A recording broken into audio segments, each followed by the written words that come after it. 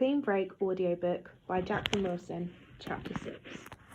I was very worried about going back to school. Dad still hadn't come back. I didn't know whether to tell Jenny and Yvonne, my best friends.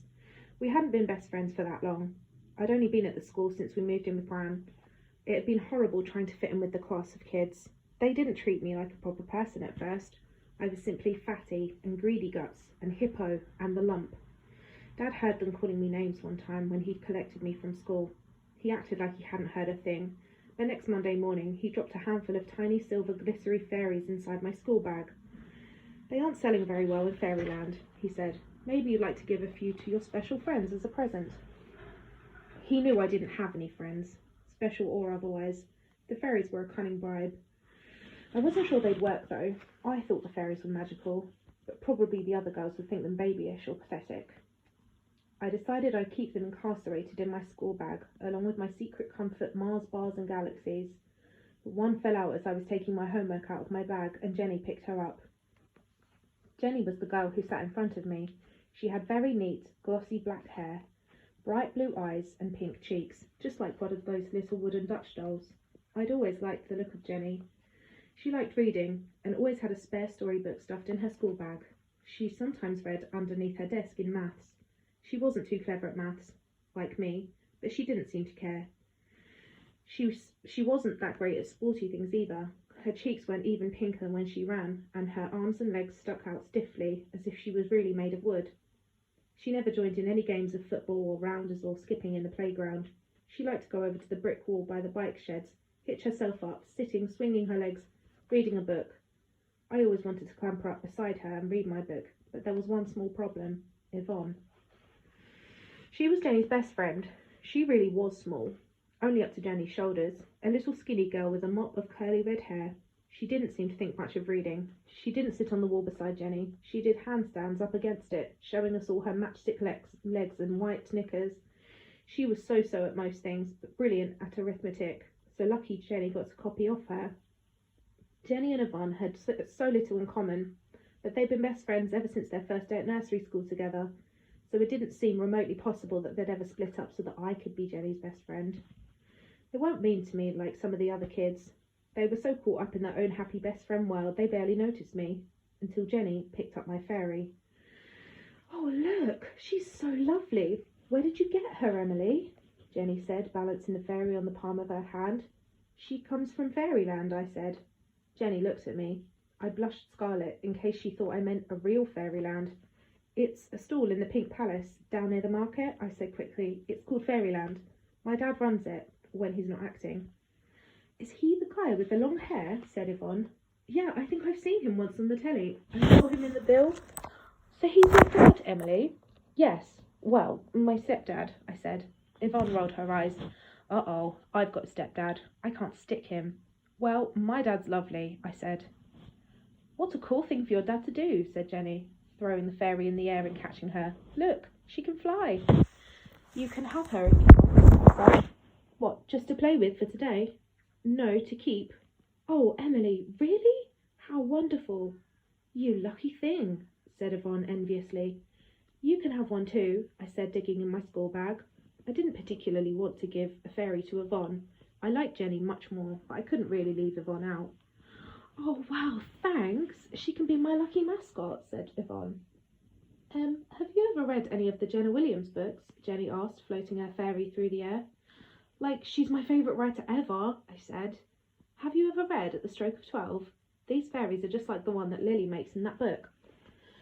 "I know, that's why I like them too," I said. I thought quickly.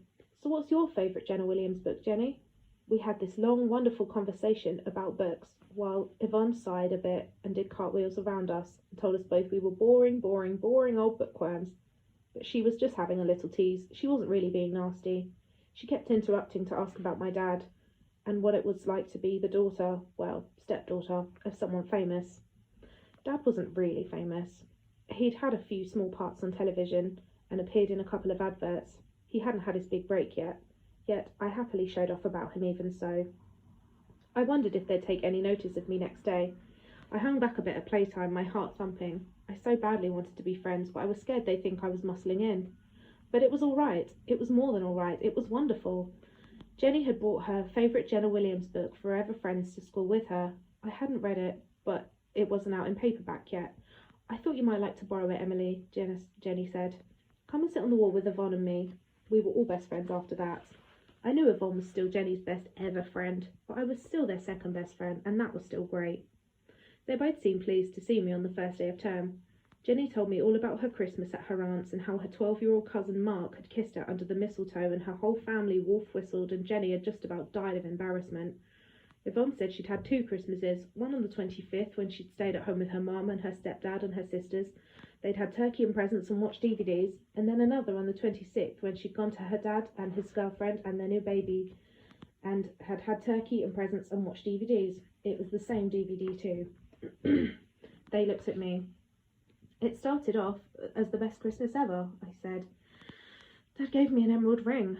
A real emerald ring, honest. Oh wow, your dad's amazing. Like the coolest dad ever, said Yvonne. Let's see it then, Em. I'm not allowed to wear it at school, of course, but maybe you can come and see it at my house sometime. And he bought Vita this wonderful reindeer puppet, and Maxie a huge set of felt pens, and Mum some silver sandals, and Gran some designer jeans. He bought your Gran jeans, said Jenny, and she started giggling. I couldn't imagine my nan in jeans. Still, your Gran's ever so thin. I know, it's not fair. So's my mum. I just get fatter and fatter, I say, pinching my big tummy. No, you don't, Jenny said kindly. You're not really fat. You're just sort of comfortable. I wriggled. I didn't feel comfortable. They were my friends. I had to tell them. But then it all went wrong, I said. There was this row. Then my dad... I suddenly found myself with tears spurting down my face. I put my head in my hands, scared they'd call me a baby. But Jenny put her arm around me, and Yvonne put her arm around me the other side. Don't cry, Em, said Jenny. My mum and auntie had a row over visiting my great-grandma in her nursing home. My dad and uncle drank too much beer and wouldn't get up for a walk on Christmas Day, and Mum got mad at Dad. All families have rows at Christmas. Yeah, that's right, Em.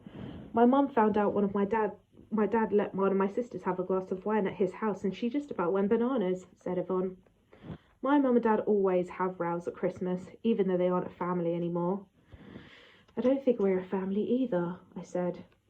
My dad's got this girlfriend. He walked out to be with her and he hasn't come back. I started howling. Jenny pressed closer, her cheek against mine. Yvonne found me a tissue and slipped it into my hand. What's up with Fatty? Someone asked across the playground. Don't call Em stupid names, Jenny said fiercely. Yeah, mind your own business, said Yvonne.